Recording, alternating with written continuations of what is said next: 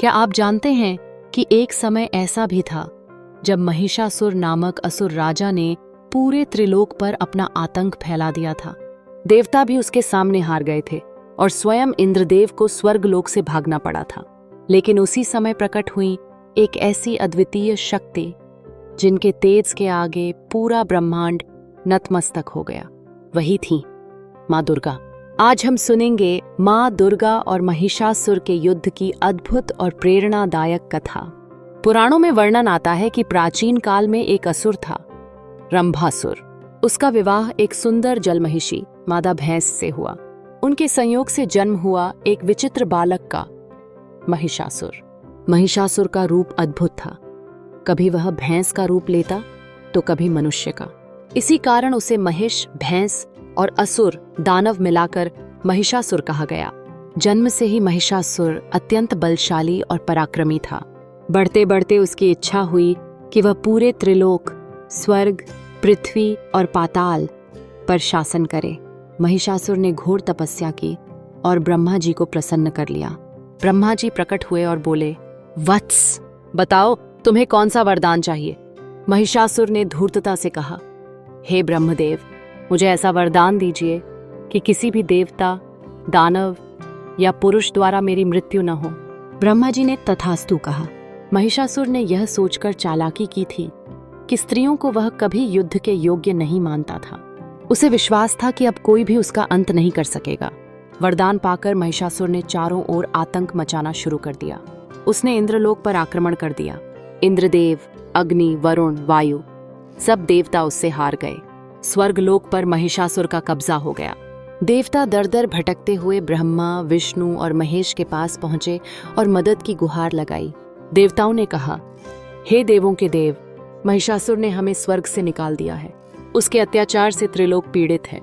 कृपा कर कोई उपाय बताइए। तब तीनों महादेव, ब्रह्मा, विष्णु और महेश ने अपनी दिव्य शक्तियों को एकत्र किया। देवताओं का तेज मिलकर एक महाशक्ति के रूप में प्रकट हुआ। वह थी अद्भुत तेजस्विनी, त्रिदेवों की संयुक्त शक्ति, माँ दुर्गा।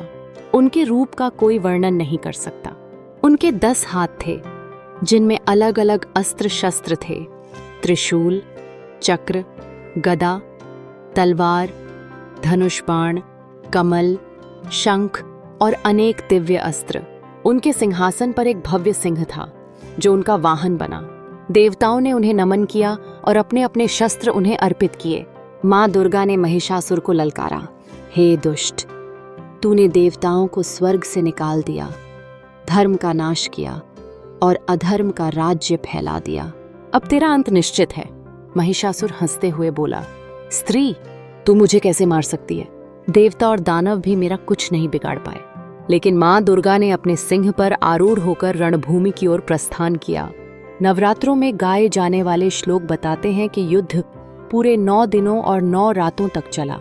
महिषासुर बार बार अपना रूप बदलता, कभी भैंस बन जाता, कभी हाथी, कभी शेर, कभी पुरुष। लेकिन माँ दुर्गा हर बार अपने शस्त्रों से उसका संहार कर देती। रणभूमि में बिजली सी चमक, शंखनाद, सिंह की दहाड़ और तलवारों की टकराहट गूंज रही थी। देवता आसमान से यह अद्भुत युद्ध देख रहे थे और माँ दुर्गा की स्तुति कर रहे थे। अंततः 10वें दिन, जब महिषासुर भैंस का रूप धारण कर क्रोध में सिंह पर झपटा, तो माँ दुर्गा ने अपने त्रिशूल से उसे भेद डाला। महिषासुर रणभूमि में गिर पड़ा और उसका अंत हो गया। देवताओं ने गगनभेदी घोष किया, जय माता दी, जय जगदम्बा, जय भवानी। स्वर्गलोक पुनः देवताओं को मिल गया और अधर्म का अंत हुआ। इस कथा का संदेश अत्यंत गहरा है। यह हमें बताती है कि स्त्री शक्ति किसी से कम नहीं है।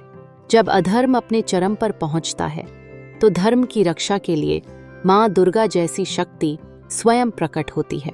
नवरात्रि उत्सव भी इसी विजय की स्मृति में मनाया जाता है।